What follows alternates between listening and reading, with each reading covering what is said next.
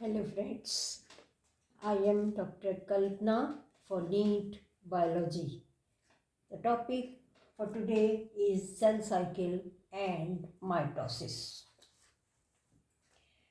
हर एक ऑर्गेनिज्म में, प्लांट्स में, एनिमल्स में बॉडी बहुत सारे सेल्स की बनी होती है। ज़्यादातर मल्टी सेलुलर ऑर्गेनिज्म होते हैं और ये सब ऑर्गेनिज्म का डेवलपमेंट एक सिंगल सेल से होता है। वो सेल डिवाइड करती है, फिर रीडिवाइड करती है। इस तरह से करके मिलियंस ऑफ सेल्स भी बन जाते हैं। हम ह्यूमन बीइंग में भी, हमारी बॉडी में बहुत सारे सेल्स हैं और हम कहाँ से शुरू हुए थे? एक सिंगल सेल जाइगोट से शुरू हुए थे। तो सेल डिवीज़न का बहुत ज़्यादा महत्व है मल्टी सेलुलर ऑर्गेनिज्म में, और मिलियंस ऑफ सेल्स जो है वो सेल डिवीज़न की वजह से ही बनते हैं। सेल साइकिल क्या है? Cell cycle sequence of events है जिसमें सेल अपने को प्रिपेयर करती है, अपने जो कंटेंट्स हैं उसको डुप्लीकेट करती है, सारे जो अंदर ऑर्गेनेल्स हैं उनको बढ़ाती है, और फिर उसके बाद उसमें क्या होता है? सेल डिवीज़न होता है। तो जो सेल डिवीज़न है that is mitosis, and the cell prepare itself before mitosis is cell cycle. तो सेल साइकिल में दोनों ही आते हैं, प्रिपेयर भी करती है अपने को और फिर सेल डिवीज़न भी होता है। तो माइटोसिस सेल साइकिल का एक पार्ट है, और साइकिल है इसका मतलब क्या हो गया कि ये इवेंट बार बार रिपीट होंगे। पहले सेल होगी एक, वो ग्रो करेगी, फिर डिवाइड करेगी, फिर जो डॉटर सेल्स बनती हैं वो फिर ग्रो करेंगी, फिर डिवाइड करेंगी, फिर डॉटर सेल्स बनेंगी। इस तरह से ये साइक्लिक फॉर्म में चलता रहता है, तो इसलिए ये सेल साइकिल कहलाते हैं। और टाइम कितना लगता है ये सेल साइकिल में? ये ऑर्गेनिज्म टू ऑर्गेनिज्म डिफर करता है। ह्यूमन बीइंग में ये लगभग ऑन एन एवरेज 24 आवर्स में होता है, और इस सेल में ये 90 मिनट में कंप्लीट हो जाता है। और जो ये माइटोसिस होती है ये डिफरेंट इसमें, लेकिन ये एनिमल्स के केस में ये हमेशा किस में होती है? सोमेटिक डिप्लॉयड सेल्स में। Diploid somatic means the cells which are not responsible for reproduction, for producing gametes. उनको गैमीट्स नहीं बनाने हैं और वो क्या है? डिप्लॉयड हैं। तो उसमें माइटोसिस होगी तो फिर वैसे ही सोमेटिक और डिप्लॉयड सेल्स ही डॉटर सेल्स के फॉर्म में बनते हैं। और प्लांट्स होते हैं, कुछ प्लांट्स हैं, हमने ऑल्टरनेशन ऑफ जनरेशन में पढ़ा है, कुछ प्लांट्स हैं जो जिसमें ऑल्टरनेशन ऑफ जनरेशन जो सेल साइकिल है वो हैप्लोडिप्लॉयंटिक होती है। ऐसे केसेस में हैप्लॉयड फेज में भी सेल डिवीज़न होता है, माइटोसिस होती है, और डिप्लॉयड फेज में भी माइटोसिस होती है, और वो फेज जो है अपने सेल्स को इंक्रीज, नंबर ऑफ सेल्स को इंक्रीज करता है। तो जनरल केस में या हायर ऑर्गेनिज्म में तो ये क्या है? डिप्लॉयड फेज में ही होगा, और डॉटर सेल्स बनती है वो भी डिप्लॉयड सेल्स में ही डिप्लॉयड सेल ही बनती है। अब हम यदि देख लें इसको कि किस तरह से सेल साइकिल होती है पूरी, तो इसमें हम देखें कि सेल साइकिल है,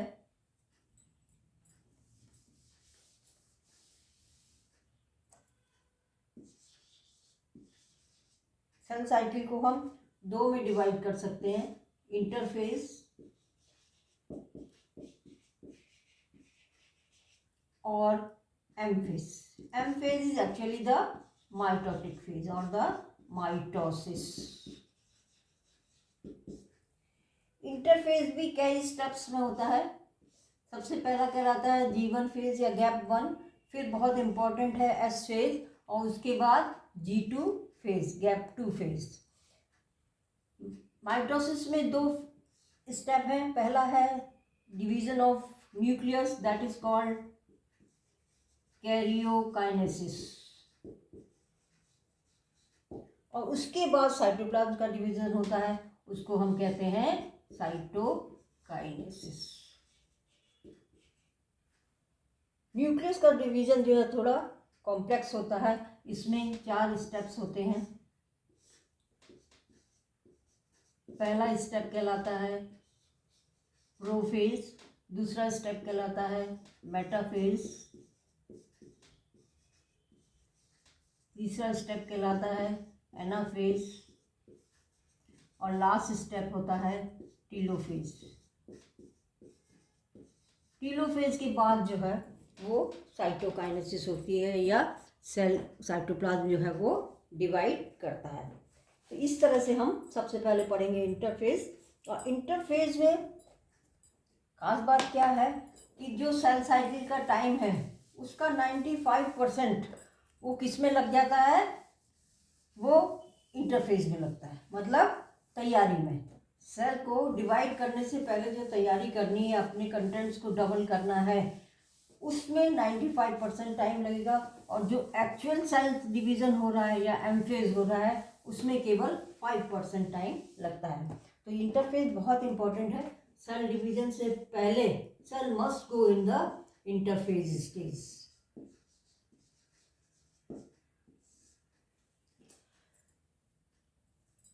इसमें डिवीज़न से पहले बताया सेल ग्रो करती है, अपना साइज बढ़ाती है, और उसके बाद जो है डीएनए और बाकी और जो ऑर्गेनेल्स हैं उन सब डुप्लीकेट करती है। और इस समय सेल कैसी दिखेगी इसको हम देख लेते हैं। सेल, यदि ये एनिमल सेल है तो उसमें सेल मेम्ब्रेन होगी बाहर, और यदि प्लांट सेल है तो इसके बाहर सेल वॉल भी होती है सेल्यूलोज की बनी हुई। और इसमें बीच में क्या होगा, न्यूक्लियस होगा। न्यूक्लियस में क्रोमेटिन मटेरियल होता है और न्यूक्लियोलस होता है। ये क्रोमेटिन मटेरियल धागे के रूप में होगा, हम अलग अलग इंडिविजुअल धागे नहीं देख सकते।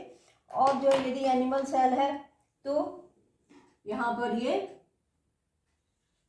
सेंट्रोसोम होता है, जिसमें 2 सेंट्रियोल होते हैं। और बाकी ये साइटोप्लाज्म है। साइटोप्लाज्म में सारे ऑर्गेनेल्स होते हैं, एंडोप्लाज्मिक रेटिकुलम, गोल्गी बॉडी। यदि प्लांट सेल है तो प्लास्टिड्स होगा, राइबोसोम्स होंगे। जितने भी ऑर्गेनेल्स हैं, माइक्रोट्यूब्यूल्स हैं, ये सब इसमें साइटोप्लाज्म में होंगे।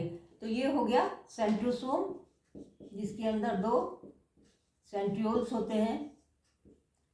ये है nuclear membrane.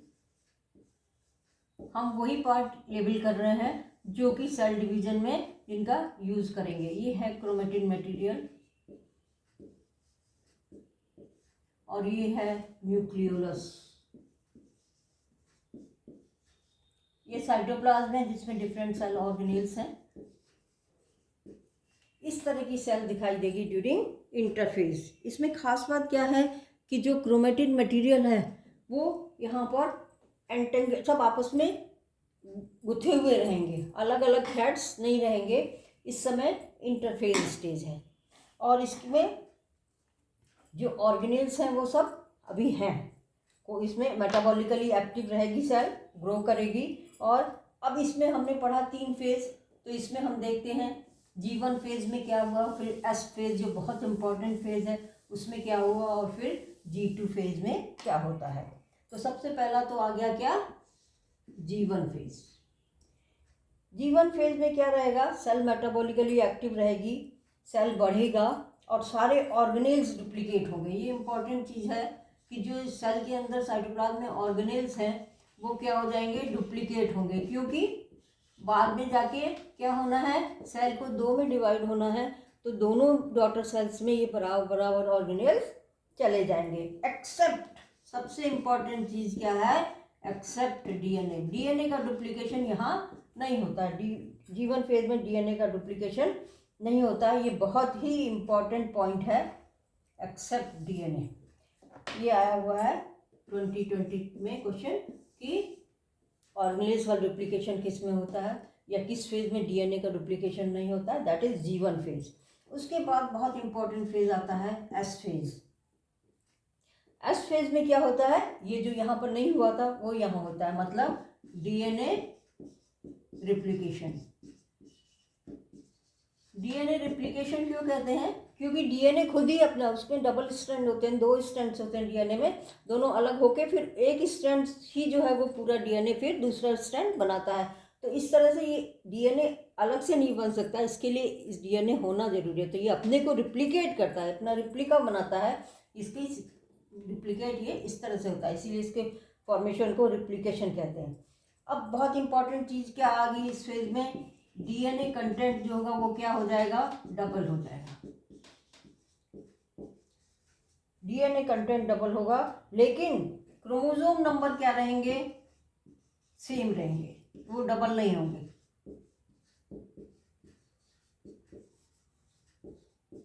DNA content double हो गया लेकिन क्रोमोसोम नंबर डबल नहीं हुए, जबकि क्रोमोसोम बने किससे होते हैं, डीएनए के ही बने होते हैं। ये कैसे हो गया ये अभी हम देखते हैं। और किसी चीज़ इसमें क्या होता है, जो सेंट्रियोल थे, सेंट्रोसोम में जो सेंट्रियोल थे वो क्या होते हैं, डुप्लीकेट हो जाते हैं। तो ये भी S1 फेज में ही होता है, इतना S फेज में होता है।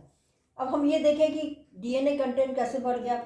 डीएनए क्या होता है, डबल हेलिकल स्ट्रक्चर होता है, और जब ये कॉइल हो जाता है हिस्टोन प्रोटीन के साथ में, हमने स्ट्रक्चर पढ़ा हुआ है पहले, और ये तो क्या बना लेता है, ये क्रोमेटिड बना लेता है। इसमें बीच बीच में हिस्टोन प्रोटीन के न्यूक्लियोसोम्स होते हैं। ये बन गया क्या, क्रोमेटिड। फिर ये और कॉइल होता है, इस तरह से कॉइल होता है, और ये कॉइल होके बहुत ज़्यादा कॉइल हो जाता है जब, तब इसको हम क्या कहते हैं, इसको हम कहते हैं क्रोमोसोम। क्रोमोसोम में एक जगह पर ये कंस्ट्रिक्टेड रहता है, दबा हुआ रहता है, यहाँ पर इतना नहीं रहता, इसको कहते हैं सेंट्रोमियर। तो हर एक क्रोमोसोम में एक सेंट्रोमियर रहेगा। अब जब डीएनए कंटेंट डबल होता है तब क्या रहता है, ये इस तरह से हो जाएगा।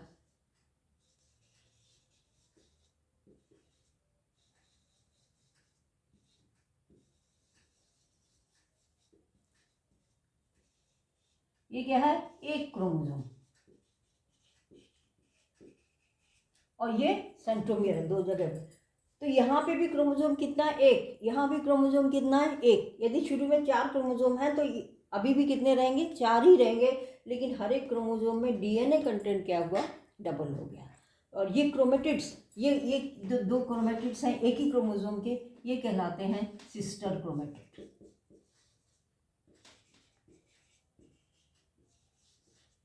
अलग अलग क्रोमोसोम के क्रोमेटिड नॉन सिस्टर होंगे, पर एक ही क्रोमोसोम के ये सिस्टर क्रोमेटिड कहलाएंगे। ये बहुत इंपॉर्टेंट है। एस फेज में डीएनए कंटेंट डबल होता है लेकिन क्रोमोसोम नंबर सेम रहता है। बहुत बार क्वेश्चन आया हुआ है कि यदि डीएनए कंटेंट 2C है तो इस फेज के बाद डीएनए कंटेंट कितना रहेगा, डीएनए कंटेंट 4C हो जाएगा। लेकिन क्रोमोसोम नंबर यदि 4 है तो क्रोमोसोम नंबर क्या रहेंगे, 4 ही रहेंगे। इस तरह से इस पे एस फेज में बहुत क्वेश्चन आए हुए हैं। ये क्वेश्चन आया है 2014 में, 2016 में, फिर 2015 में, फिर 2020 में और 2021 में ये क्वेश्चन आए हुए हैं पूरे एस फेज के बारे में।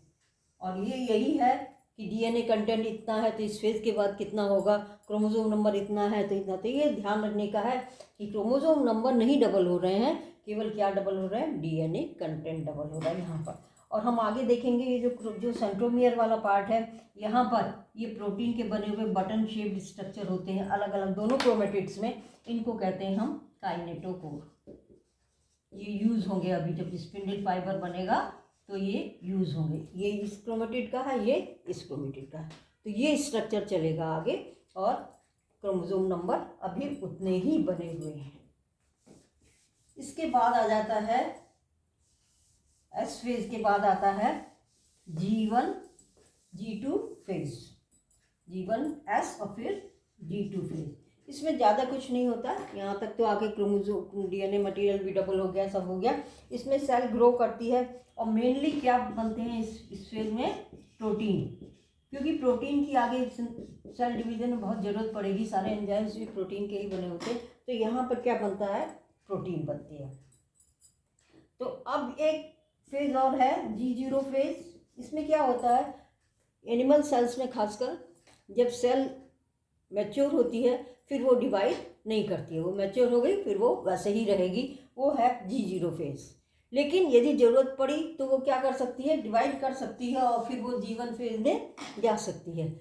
जैसे कि हमारे चोट लग जाती है, यहाँ पर कहीं चोट लग गई तो क्या होगा, उस जगह पर सेल्स ख़त्म हो गई, तो जो किनारे की सेल्स हैं वो क्या करते हैं, डिवाइड करना शुरू करती हैं, डिवाइड करके वो उस घाव को भर देती हैं। तो पहले वो किस स्टेज में थी, G0 में, वो डिवाइड नहीं कर रही थी, लेकिन जब उसमें घाव लग गया वो फिर बना रही है तो वो किस में पहुंच गई, G1 में। तो ये G0 फेज को क्रूशन फेज स्टेज भी कहते हैं, मतलब शांत स्टेज है, ये इस समय कुछ नहीं कर रहा। और इसके लिए एक एग्जांपल बहुत अच्छा है, लिवर सेल्स। हमारी लिवर की सेल्स जो है वो G0 फेज में रहती हैं, लेकिन यदि लिवर कट जाए, किसी को ट्रांसप्लांट करना होता है तो लिवर ट्रांसप्लांट हो जाता है, क्योंकि हम काट के उसको थोड़ा उसमें ट्रांसप्लांट कर देते हैं। और जो ओरिजिनल का लिवर है वो क्या करता है, डिवीजन करके वो अपना ओरिजिनल लिवर बना लेता है। तो किस फेज में आ गया ये, G1 में। G1 के बाद SSG2, इस तरह से ये अपनी ओरिजिनल जो साइज है उसको गेन कर लेता है।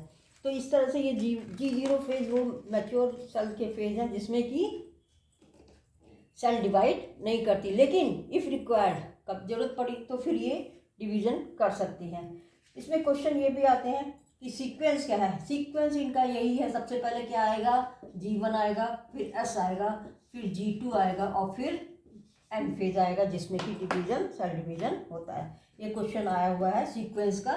डिफरेंट ऑप्शंस दिए रहेंगे कि ये कौन सा सही है, इसमें करेक्ट सीक्वेंस आप करें तो करेक्ट सीक्वेंस ये है। इसके बाद शुरू होता है एम फेज या असली माइटोसिस फेज, जिसमें कि सेल डिवाइड करती है। अभी तक ये 95% टाइम लग चुका होता है सेल साइकिल का, जिसमें कि सेल तैयार हो गई है डिवीजन के लिए। एम फेज या माइटोटिक फेज या माइटोसिस, इसको इक्वेशनल डिवीजन भी कहते हैं।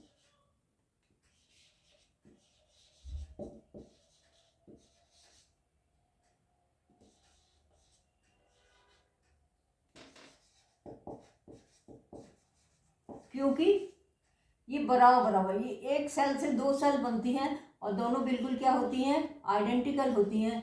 जो पेरेंट्स के कंटेंट्स हैं, पेरेंट सेल के कंटेंट्स हैं, वो इक्वली दोनों में बढ़ जाते हैं, तो इसलिए ये इक्वेशनल डिवीजन भी कहलाता है। इसमें दोनों जो डॉटर सेल्स बनेंगी वो बिल्कुल आइडेंटिकल होती हैं। अब इसका सबसे पहला जो होता है वो क्या होता है, प्रोफेज होता है। प्रोफेज में तो इसमें शुरुआत होगी और उसके बाद ये एंड होते होते, प्रोफेज होते होते सेल बिल्कुल चेंज हो जाती है। क्या होता है, पहले हमने बताया क्रोमेटिन मटेरियल बिल्कुल उलझे हुए रहते हैं, एंटेंगल रहते हैं। अब यहाँ पर क्या होगा, धीरे धीरे वो अलग होना शुरू होते हैं। पहले ये इस तरह से थे, सब हमें पता नहीं था। अब ये धागे के रूप में ये क्या होंगे, इस तरह से अनटेंगल्ड होना शुरू होते हैं। और अनटेंगल ही नहीं होते बल्कि क्या होते हैं, कॉइल होना भी शुरू होते हैं। फिर धीरे धीरे इनकी कॉइलिंग बढ़ती जाती है। बढ़ते से क्या होगा कि ये छोटे और मोटे हो जाएंगे। अभी तो ये इस रूप में थे और प्रोफेज खत्म होते होते ये इस फॉर्म में आ जाते हैं। मतलब ये पहले तो अनटेंगल से खुलना शुरू होते हैं और फिर ये कॉइल होते हैं और कॉइल होके ये क्रोमोजोम का फॉर्म ले लेते हैं। ये कहाँ पर, ये क्रोमोजोम बन जाएगा। जो सेंट्रियोल थे वो एक ही जगह पे थे, दो डिवाइड होके, और फिर क्या करेंगे, अपोजिट पोल पे, एक पोल पे जाएगा और दूसरा दूसरे पोल पे चलना शुरू हो जाता है। और जो स्पिंडल बनता है वो बनना शुरू होता है और प्रोफेज खत्म होते होते स्पिंडल पूरा बन जाता है। एनिमल सेल में स्पिंडल बनाने का काम करता है सेंट्रियोल, और प्लांट सेल में ये माइक्रोट्यूब्यूल्स होती हैं साइटोप्लाज्म में, वो बनाती है, प्रोटीनेशियस माइक्रोट्यूब्यूल्स होती हैं, ये स्पिंडल बनाती हैं। और जैसे जैसे ये फेज खत्म होगा वैसे ही क्रोमोसोम मटेरियल जो होगा वो इतना कॉम्पैक्ट हो जाएगा, बिल्कुल मैक्सिमम जितना कॉन्टैक्ट होना है उतना हो जाएगा। क्रोमोसोम हम दिखने लगेंगे, बिल्कुल गिन भी सकते हैं हम उनको। और दोनों क्रोमेटिड्स भी लगभग दिखने लगते हैं जो कि सेंट्रोमियर में एक दूसरे से जुड़े रहते हैं। अभी हमने देखा था इसको। और जो साइटोप्लाज्म में Golgi complex, endoplasmic reticulum, nucleus के अंदर न्यूक्लियोलर और न्यूक्लियर मेम्ब्रेन, ये सब क्या होती हैं, सब खत्म हो जाती हैं। तो यदि हम शुरू में देखें प्रोफेज का, ये अर्ली प्रोफेज है, इसमें हमें न्यूक्लियस दिखाई देगा और जो थ्रेड क्रोमेटिन बिल्कुल उलझे हुए थे वो अब क्या हो गए, ये इस तरह से अलग अलग दिखने लगेंगे। न्यूक्लियोलस है अभी पर बाद में गायब हो जाएगा। और जो ये हैं सेंट्रियोल्स, ये क्या करेंगे, अपोजिट पोल की तरफ चलना शुरू होते हैं और ये स्पिंडल बनाने की तैयारी कर देते हैं। और इसके अंदर जो कुछ था साइटोप्लाज्म के अंदर अभी तो सब है, इसमें सब है पर धीरे धीरे गायब होना शुरू करते हैं। ये न्यूक्लियर मेम्ब्रेन भी धीरे धीरे जो है ये डिसअपियर हो जाती है। तो ये तो होगा अर्ली प्रोफेज। इससे क्वेश्चन आया हुआ है ये डायग्राम बन के आया हुआ था। और आप कैसे पहचानोगे, क्योंकि सेंट्रियोल्स जो है ये अपोजिट पोल की तरफ चलने शुरू हो गए हैं। तो ये क्वेश्चन जो है ये आया हुआ है 2010 में। ये डायग्राम ये है प्रोफेज, या तो अर्ली प्रोफेज या खाली प्रोफेज से भी समझ पाएगा। और यदि लेट प्रोफेज में क्या होगा, इसमें जो एंडोप्लाज्मिक रेटिकुलम और गोल्गी बॉडीज और बाकी ऑर्गेनेल्स है ये सब गायब हो जाते हैं। न्यूक्लियर मेम्ब्रेन भी क्या हुई, गायब हो गई। और ये सेंट्रियोल्स कहाँ पहुंच गए, अपोजिट पोल्स पे पहुंच गए। और इन्होंने क्या बना दिया, स्पिंडल बनाना शुरू कर दिया। ये स्पिंडल फाइबर्स हैं। स्पिंडल फाइबर्स क्या रहते हैं, बीच में ये चौड़े रहते हैं, स्पिंडल की शेप है ये, इसीलिए इनको स्पिंडल फाइबर्स कहते हैं। ये स्पिंडल फाइबर बनाना शुरू कर देते हैं सेंट्रियोल।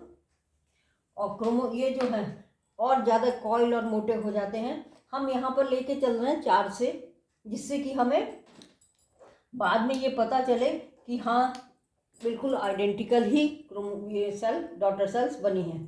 तो एक को तो हम इसमें ब्लू दिखा देते हैं, एक को रेड दिखा रहे हैं, एक को ग्रीन दिखा रहे हैं। हम यहाँ पर 4 लेके चलेंगे, 4 क्रोमोसोम से। यहाँ पर ये अलग अलग हो गए थे पतले थ्रेड के फॉर्म में, लेकिन यहाँ पर क्या होगा, यहाँ पर ये और ज़्यादा कॉइल हो गए। एनाफेज प्रोफेज खत्म होते होते और जो है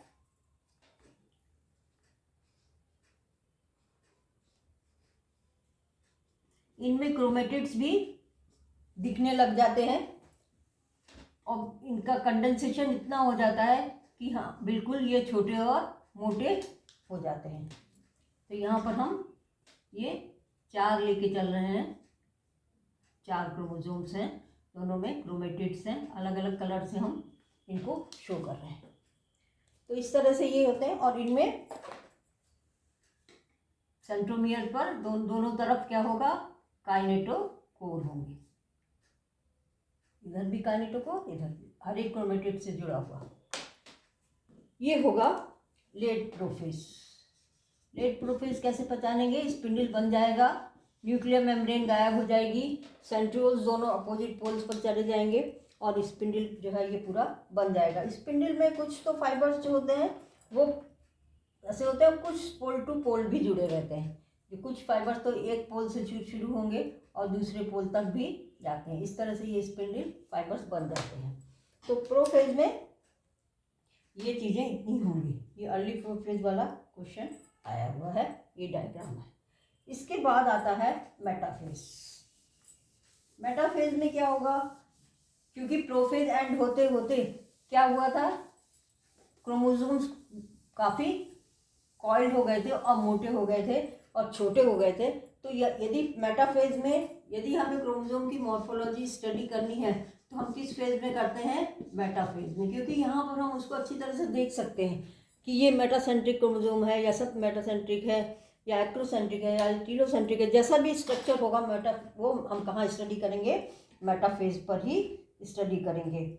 और इसको हम क्रोमोसोम को माइक्रोस्कोप में देख सकते हैं।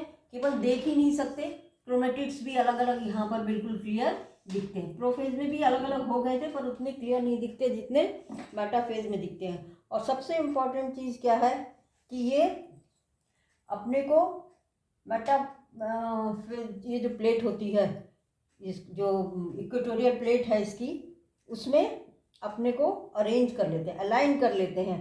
ये अब इस तरह से हो गया।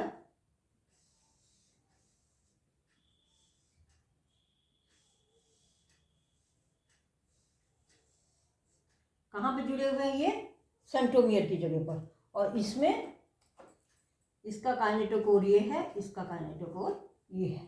सिस्टर क्रोमेटिड जो है काइनेटोकोर यहाँ से इस तरह से ये जुड़े रहते हैं। और ये सब अपने को ये जो प्लेट है, इक्वेटर प्लेट है, जिसको मेटाफेज की प्लेट भी कहते हैं, उस पर ये मेटाफेज प्लेट, उस पर ये अपने को अरेंज कर लेते हैं। तो हमने 4 लिए थे, 4 ही हम अभी लेते हैं। कैसे अरेंज होंगे वो देखना है।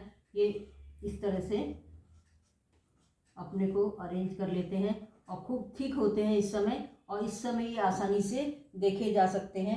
इनको हम लाइट माइक्रोस्कोप से भी देख सकते हैं। लाइट माइक्रोस्कोप में भी हम दोनों इस तरह से स्ट्रक्चर इनको देख सकते हैं। ये दो क्रोमेटिड्स हैं। क्रोमेटिड्स कहाँ पे जुड़े रहेंगे? सेंट्रोमियर वाली जगह पे जुड़े रहेंगे। इनकी शेप कुछ भी हो सकती है, यहाँ पर हम इसी शेप का ले रहे हैं, उससे कोई अंतर नहीं पड़ता, पर ये एक ही क्रोमोसोम है। इनमें क्या खास बात है कि क्रोमोसोम तो 4 ही है, लेकिन यहाँ पर डीएनए मटेरियल कितना है? डबल है। जितना शुरू में था उसका डबल हो गया है, क्योंकि 2 क्रोमेटिड बन गए हैं। और जो ये थे, इसमें खास बात क्या होगी, जो स्पिंडल फाइबर्स निकल रहे थे वो किससे जुड़ जाएंगे? हर एक क्रोमोसोम के काइनेटोकोर से। ये इंपॉर्टेंट चीज़ है, ये काइनेटोकोर से जुड़ जाएंगे स्पिंडल फाइबर्स। जितने भी क्रोमोसोम है, यहाँ पे हमने 4 लिए हैं जिससे आसान रहे एक डायग्राम बनाने की, अदरवाइज 46 क्रोमोसोम होंगे ह्यूमन बीइंग में, तो 46 के 46 जो है वो इस तरह से स्पिंडल से जुड़ जाएंगे। कुछ स्पिंडल फाइबर पोल टू पोल भी चलते हैं, लेकिन कुछ क्या होंगे, ये काइनेटोकोर से इसको जोड़ देंगे। इस तरह से ये जो स्पिंडल फाइबर्स आएंगे वो यहाँ पर इस तरह से जुड़ जाएंगे। तो ये होता है मेटाफेज में, ये बहुत इंपॉर्टेंट है। किस चीज़ से जुड़ेंगे स्पिंडल फाइबर? काइनेटोकोर से जुड़ेंगे, और अपोजिट पोल के एक क्रोमेटिड इस वाले पोल से जुड़ा है और दूसरा वाला क्रोमेटिड इस वाले पोल से जुड़ा है थ्रू काइनेटोकोर। ये इंपॉर्टेंट चीज़ है कि इस तरह से अरेंज होने से एक क्रोमेटिड हर एक क्रोमोसोम का तो एक पोल के स्पिंडल फाइबर से जुड़ेगा और दूसरा दूसरे से जुड़ता है। ये क्वेश्चन बहुत ही इम्पोर्टेंट है। काइनेटोकोर, ये नाम याद रखना है। और 2020 में आया है और 2022 में ये आया है कि स्पिंडल फाइबर जो है वो कहाँ पर जुड़ते हैं, वो कहाँ जुड़ते हैं? काइनेटोकोर से जुड़ते हैं, और ये मेटाफेज प्लेट पे ये अपने को अरेंज कर लेते हैं। ये हो गया मेटाफेज। अब क्या होगा? अगला आएगा एनाफेज। एनाफेज में स्पिंडल फाइबर्स कॉन्ट्रैक्ट करना शुरू करते हैं, और क्योंकि वो काइनेटोकोर से जुड़े हुए हैं क्रोमोसोम के क्रोमेटिड से, तो ये जो क्रोमोसोम है ये क्या होते हैं? अलग हो जाते हैं। किस जगह से? सेंट्रोमियर वाली जगह से।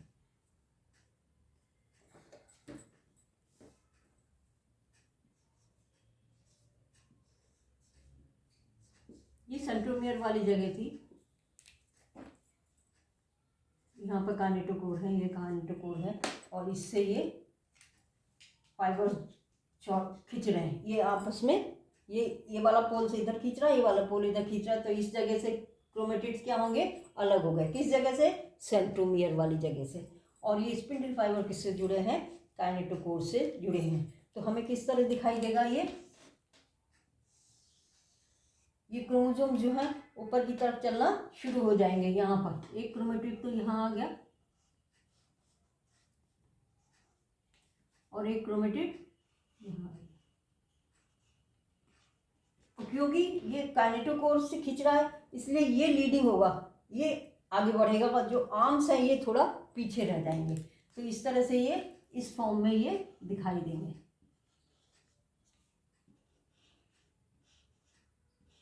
ये एक एक क्रोमेटिड है, यहाँ पर ये 2 क्रोमेटिड नहीं है, क्योंकि एक क्रोमेटिड एक तरफ गया है और दूसरा क्रोमेटिड दूसरी तरफ गया है।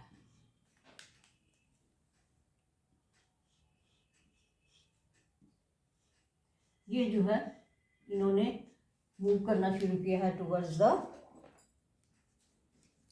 Opposite pole. ये यहाँ पर से इससे जुड़ा हुआ था, ये सब जुड़े हुए थे, तो जब ये कॉन्ट्रैक्ट होंगे तो ये क्रोमेटिड्स क्या हुए? अलग अलग हो गए। क्रोमोसोम्स अलग नहीं हुए, क्रोमोसोम, हर एक क्रोमोसोम का क्रोमेटिड जो है वो अलग हो गया है, क्योंकि ये काइनेटोकोर से स्पिंडल जो जुड़े हुए थे वो क्या होने लगते हैं? कॉन्ट्रैक्ट होने लगते हैं। ये कॉन्ट्रैक्ट होंगे तो ये इसको नीचे खींचेंगे, और इस तरह से ये, तो ये है अर्ली एनाफेज।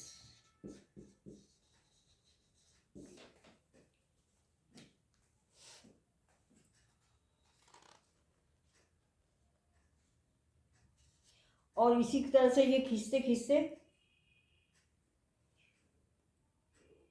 इसमें जो है ये ध्यान रखने की बात है कि ये सेंट्रोमियर वाला पोर्शन तो ये लीड करेगा और जो क्रोमेटिड्स के आर्म्स हैं ये पीछे रह जाएंगे। किसी भी चीज़ को हम खींचेंगे तो क्या होगा, ये वाला ज़्यादा चलेगा। ये है अर्ली एनाफेज। इसके ये जो एनाफेज का क्वेश्चन आया हुआ है 2022 में। और जो है यदि लेट प्रोफेज देखेंगे तो क्या होगा, ये अब और भी ज़्यादा खिंच गए, यहाँ पहुँच गए क्रोमेटिड्स, क्योंकि ये लगातार कॉन्ट्रैक्ट होते जाते हैं और इनके कॉन्ट्रैक्ट होने से क्रोमेटिड्स जो हैं लगातार टुवर्ड्स पोल की तरफ बढ़ते जाते हैं। तो ये जो है पोल की तरफ बढ़ते जा रहे हैं क्रोमेटिड्स। एक क्रोमोसोम के दोनों क्रोमेटिड्स जो हैं वो अलग हो गए, एक एक पोल पे चला गया और दूसरा दूसरे पोल पे चला गया। लेकिन यहाँ पर ध्यान देने की बात यह है कि अभी भी इनकी संख्या क्या है, 4 ही है। हमने शुरुआत भी 4 क्रोमोसोम से की थी और ये अभी भी कितने हैं, 4 ही हैं।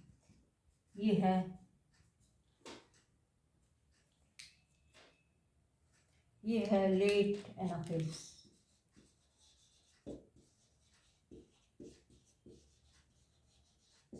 और यहाँ पर ये काइनेटोकोर से जुड़े हुए हैं स्पिंडल फाइबर जो इसको ऊपर की तरफ खींच रहे हैं। इस पे ये क्वेश्चन आया हुआ है, ये वाला डायग्राम 2010 में, कि ये कौन सी फेज़ है, चाहे लेट एनाफेज कहें चाहे एनाफेज कहें। शुरू में ही खींचना शुरू हो गया, अलग होना शुरू हो गए, तब ये एनाफेज शुरू हो गई, और जब ये खींचते खींचते काफ़ी दूर हो गए तब ये लेट एनाफेज हो गई। अब इसके बाद आती है टीलोफेज। अब ये कहाँ पहुँच गए, टूवर्ड्स अपोजिट पोल्स पहुँच गए क्रोमेटिड्स। क्रोमोसोम्स के जो क्रोमेटिड्स थे वो अपोजिट पोल्स पे पहुँच गए, बराबर बढ़ के। हर एक क्रोमोसोम का एक एक क्रोमेटिड एक पोल पे गया, एक दूसरे पोल पे गया। अब आता है टीलोफेज। अब टीलोफेज में क्या होता है, ये क्रोमेटिड जो है फिर जो है अनकॉइल होना शुरू होते हैं। पहले पतले थे, फिर वो कॉइल होके छोटे मोटे हो गए, अब उल्टा फिर काम शुरू होगा। अब ये कॉइलिंग कम होती जाएगी इनकी। इस तरह से थे ये क्रोमोसोम के फॉर्म में, अब ये क्या हो जाएंगे, इनकी कॉइलिंग कम होती जाएगी, और जितने कम होती जाएगी उतने ये क्या होंगे, पतले और लंबे होते जाएंगे। अनटेंगल्ड जो थे ये अनटेंगल्ड होना अब फिर से इस तरह से शुरू हो जाएंगे पतले और धागे के फॉर्म में। और ये कहाँ पहुँच गए, अपोजिट पोल पे। शुरू में तो हमें क्रोमोसोम दिख रहे हैं, लेकिन बाद में ये पतले और लंबे हो गए, क्रोमेटिड के फॉर्म में हो गए, और हमें ये अलग अलग नहीं दिखेंगे। और बाद में जब ये एक पोल पे पहुंच गए, 4 और बचे हुए यहाँ पहुंच गए, तब इसमें क्या होगा, फिर ये मिक्स हो गए सब। अब नहीं दिख रहे कुछ भी, अलग अलग हमें नहीं दिखेंगे। न्यूक्लियर मेम्ब्रेन बन जाएंगी दोनों, और न्यूक्लियोलस बन जाएगा, और साइटोप्लाज्म में भी सारी चीज़ें आ जाएंगी। ये साइटोप्लाज्म में जो गोल्गी बॉडी, एंडोप्लाज्मिक रेटिकुलम और प्लास्टिड और माइटो जो कुछ भी थे वो सब स्ट्रक्चर्स में साइटोप्लाज्म में आ जाएंगे। तो ये क्या बन गए, 2 न्यूक्लियाई बन गए। ये जो है क्रोमेटिड, आधे क्रोमेटिड इधर गए थे, आधे क्रोमेटिड इधर गए थे, उसकी वजह से इसमें क्या बन गए, ये डॉटर न्यूक्लियाई बन गए। और ये शुरू में हमने लिया था एक रेड, एक ब्लू, एक ग्रीन और एक ब्लैक क्रोमोसोम, इनमें भी यही है, यहाँ पर भी 4 वही है, यहाँ पर भी 4 वही है। तो ये आइडेंटिकल है दोनों, इनमें जो क्रोमोसोम नंबर है वो क्या है, आइडेंटिकल है। क्रोमेटिड मटेरियल जो है जितना इसमें है उतना ही इसमें है। तो इसमें क्या हो गया, ये जो क्रोमोसोम्स थे वो कहाँ पहुँचे, अपोजिट पोल पे पहुँच गए। ये क्वेश्चन आया हुआ है 2022 में। टीलोफेज में क्या होता है, जो क्रोमेटिड्स थे वो अपोजिट पोल पे पहुंच के और 2 न्यूक्लियाई बना लेते हैं, और हर एक इस क्लस्टर जो ये इनका था, इसके चारों ओर क्या बन गया, न्यूक्लियर मेम्ब्रेन बन गई। ये आया हुआ है 30, 2 न्यूक्लियाई हो गए, एक ही साइटोप्लाज्म के अंदर 2 न्यूक्लियाई हो गए। और इसमें क्या बन गए, ये गोल्गी बॉडी, गोल्गी कॉम्प्लेक्स और एंडोप्लाज्मिक रेटिकुलम और न्यूक्लियोलस वगैरह, ये सारे स्ट्रक्चर बन गए। इसमें वो भी है जो सेंट्रोसोम था। यदि एनिमल सेल है तो प्लांट सेल में सेंट्रोसोम नहीं होता है, एनिमल सेल में सेंट्रोसोम होता है, वो सब यहाँ पर बन जाएंगे। तो ये हो गया न्यूक्लियस का डिवीजन। न्यूक्लियस किस में बन गया, 2 न्यूक्लियाई में बन गया। अब कौन सा स्टेप आएगा? अब आएगा साइटोकाइनेसिस, मतलब डिवीजन ऑफ साइटोप्लाज्म। अब 2 न्यूक्लियाई बन गए हैं और जो क्रोमोसोम हैं वो आधे आधे बढ़ गए, मतलब दोनों में बराबर बराबर बढ़ गए हैं 2 न्यूक्लियाई में। और यदि एनिमल सेल है, एनिमल सेल में क्या होता है? ये सेल है, इसमें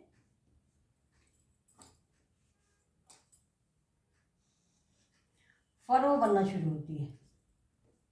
यहाँ पर ये सेल प्लाज्मा मेम्ब्रेन अंदर की ओर दबेगी और यहाँ पर ये एक न्यूक्लियाई यहाँ पर है, एक न्यूक्लियाई यहाँ पर है। ये तो स्ट्रक्चर इसका न्यूक्लियस का है। और यहाँ पर ये साइटोप्लाज्म है सारी, इसमें जो कुछ भी है स्ट्रक्चर ऑर्गेनेल्स वगैरह सब है। तो ये क्या हो गया? फरो। इस तरह से ये फरो बन गई। किसके? इसमें एनिमल सेल में। एनिमल सेल में यहाँ पर सेंट्रियोल भी रहेगा, सेंट्रोसोम। और फिर ये फरो अंदर की तरफ दबना शुरू होती है।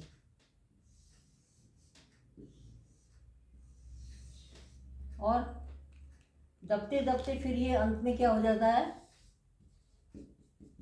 ये 2 सेल में बढ़ जाती है। ये सेंट्रियोल है और साइटोप्लाज्म भी ये 2 में डिवाइड हो गया है और ये अंत में जाके ये 2 डॉटर सेल बन जाती हैं। और इसमें क्या है? डॉटर सेल्स में जितने क्रोमोसोम पेरेंट्स में थे उतने ही क्रोमोसोम्स यहाँ पर भी हैं। क्यों? क्योंकि हर एक क्रोमोसोम में 2 क्रोमेटिड हो गए थे। एक क्रोमेटिड एक सेल में गया है और एक क्रोमेटिड एक सेल में गया है, जो कि किसको रिप्रेजेंट करता है? क्रोमोसोम को। अभी ये क्रोमोसोम बन गया पूरा। क्रोमेटिड और क्रोमोसोम में यही अंतर था कि क्रोमेटिड तो वो अलग, थोड़ा कम कॉइल स्ट्रक्चर हैं, वो अलग अलग हैं। और क्रोमोसोम में जब डिवीज़न होता है तभी 2 होते हैं, अदरवाइज उसमें एक ही क्रोमेटिड रहता है। डिवीज़न नहीं हो रहा है तो एक क्रोमोसोम में एक ही रहेगा। ये तो होता है एनिमल सेल में। प्लांट सेल में क्या होता है? ये है एनिमल। प्लांट सेल में बाहर सेल वॉल होती है और सेल वॉल इन जो है वो एक्सटेंसिबल नहीं होती है, उसको उसमें फरो नहीं बन सकती, इस तरह से दब नहीं सकता, वो हार्ड होती है, ये टफ होती है सेल वॉल। ये है प्लांट सेल। इसमें साइटोकाइनेसिस होने के लिए क्या होता है? बीच में यहाँ पर ये सेल प्लेट बन जाती है, इसको कहते हैं सेल प्लेट। और यहाँ पर ये 2 न्यूक्लियाई हैं, एक न्यूक्लियाई एक न्यूक्लियाई ये अभी बने थे डिवीजन से, न्यूक्लियर डिवीजन से ये बन गए थे। इसमें सेंट्रियोल वही होता है और ये साइटोप्लाज्म है। इस सेल प्लेट वही होता है जो मिडिल लेमिला का होता है। मिडिल सेल प्लांट सेल में सेल वॉल में 3 लेयर होती हैं, प्राइमरी वॉल, सेकेंडरी वॉल और मिडिल लेमिला। मिडिल लेमिला होती है कैल्शियम पैक्टेट की बनी हुई, जो 2 सेल के बीच में होती है। एक सेल को दूसरे सेल से के अलग करने की जो होती है वो होती है middle lamella, made up of calcium pectate. वही मटेरियल यहाँ पर डिपॉजिट होकर ये सेल प्लेट बनाता है। और फिर क्या करता है? ये बाहर की तरफ, इसमें तो फरो अंदर की तरफ चल रहा था, सेंट्रीपिटल था। यहाँ पर ये प्लेट कहाँ चलेगी? यहाँ पर ये प्लेट बाहर की तरफ बढ़ेगी और इस तरह से अंत में करते करते क्या करेगी? इस सेल को 2 में डिवाइड कर देगी। ये इतनी बन गई। इसके अंदर न्यूक्लियस है, पूरा मटेरियल जितना भी था, और यहाँ पर ये साइटोप्लाज्म है। अब ये बाहर की वॉल से मिलके इसको 2 में डिवाइड कर देंगे। एक सेल ये हो गई और एक सेल, तो दोनों में अलग अलग तरह है। फरो बना के तो ये होती है एनिमल सेल में, क्योंकि उसमें सेल वॉल नहीं होने की वजह से प्लाज्मा मेम्ब्रेन आसानी से दब जाती है, उसमें फरो बन जाती है। लेकिन प्लांट सेल में सेल वॉल है, सेलुलोज की बनी हुई, वो दब नहीं सकती, इसलिए उसमें मिडिल लेमिला ये होता है। तो इस तरह से जो साइटोप्लाज्म है उसमें माइटोकॉन्ड्रिया और जितने भी ऑर्गेनेल्स होते हैं, प्लास्टिड, ये सब वो 2 डॉटर सेल्स में डिवाइड हो जाते हैं। आधा इसमें चले जाते हैं, आधा इसमें चले जाते हैं। कभी कभी क्या होता है कि न्यूक्लियर डिवीजन तो हो गया, लेकिन साइटोप्लाज्म का डिवीजन नहीं होता है, तो उस केस में क्या होगा, मल्टी न्यूक्लिएट स्टेज हो जाएगी। मल्टी न्यूक्लिएट कब होगी, जब न्यूक्लियर कैरियोकाइनेसिस हो जाए, but it will not be followed by cytokinesis. Cytokinesis नहीं हो, केवल कैरियोकाइनेसिस होती रहे तो क्या आ जाएगा, मल्टी न्यूक्लिएट स्टेज आएगी। ये है, इसमें एक ही साइटोप्लाज्म में क्या रहेगा, बहुत सारी न्यूक्लियाई रहेंगी, ये कहलाती हैं मल्टी न्यूक्लिएट स्टेज, या इसके लिए एक टर्म यूज करते हैं सिंथेशियम।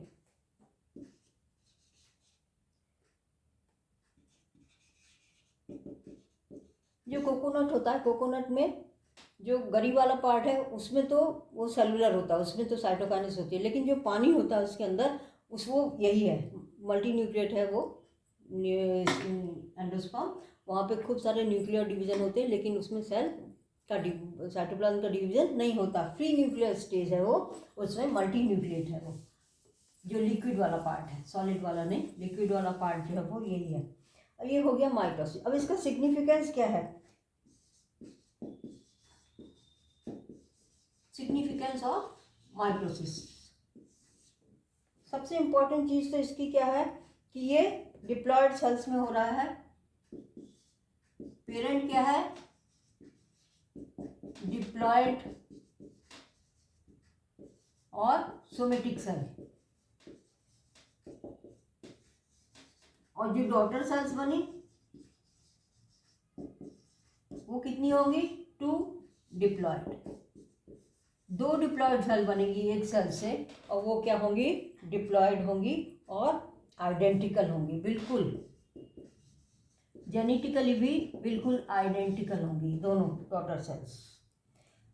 फिर जो ग्रोथ होती है मल्टी सेलुलर ऑर्गेनिज्म में, ह्यूमन बीइंग भी छोटे से बच्चे से भी बड़ा होता है, ग्रोथ हो रही है, प्लांट भी छोटे से बड़ा हो रहा है, ग्रोथ। ये ग्रोथ ये किसकी वजह से होती है मल्टी सेलुलर ऑर्गेनिज्म में, वो माइटोसिस से ही होती है, इन मल्टी सेलुलर ऑर्गेनिजम्स। तो माइटोसिस जरूरी है ग्रोथ के लिए, जो ग्रोथ होती है उसका नंबर ऑफ सेल्स भी इंक्रीज करते हैं। अब maintain nucleus and cytoplasm ratio.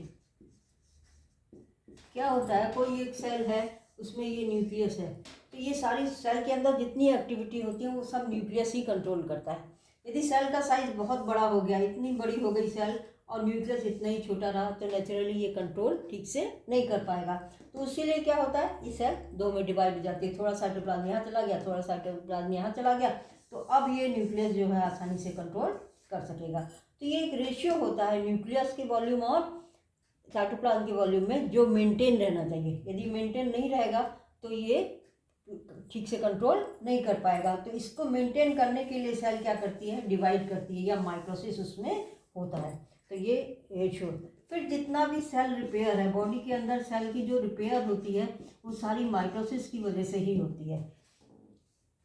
जो हमारी एपिडर्मल सेल्स की जाती रहती है, नई नई सेल्स बनती रहती हैं, या ब्लड सेल्स कंटिन्यूसली रिप्लेस होती रहती हैं, वो सब किससे है, माइटोसिस से। वहाँ पर सब माइटोसिस चलता रहता है।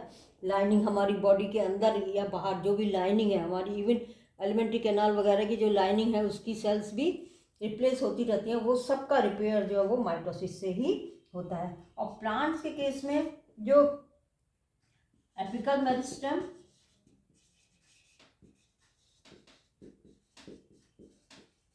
एंड लेटरल मेरिस्टेम,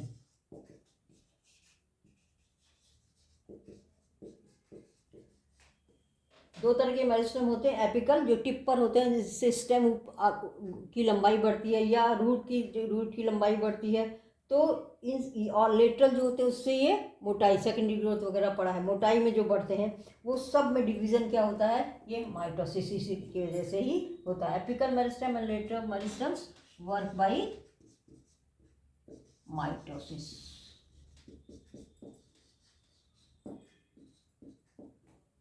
जो भी कैम्बियम है, कैम्बियम जाइलम सेकेंडरी जाइलम बनाता है, सेकेंडरी फ्लोएम बनाता है, ये सब डिवीज़न जितने हैं, या एपिकल मेरिस्टेम, स्टेम की ग्रोथ हो रही है, रूट की ग्रोथ हो रही है, लंबाई में बढ़ रहे हैं या मोटाई में बढ़ रहे हैं, ये सब जो डिवीज़न है ये सारा क्या हायर प्लांट्स में ये सब माइटोसिस होता है। तो इस तरह से ये माइटोसिस हो गया, इक्वेशनल डिवीज़न है, पहले इंटरफेज, उसके बाद एक्चुअल माइटोसिस। माइटोसिस में पहले न्यूक्लियस का डिवीज़न और फिर साइटोप्लाज्म का डिवीज़न। आशा है समझ में आ गया होगा। यदि अच्छा लगे तो शेयर कीजिए, लाइक कीजिए और चैनल को सब्सक्राइब कीजिए। Thank you.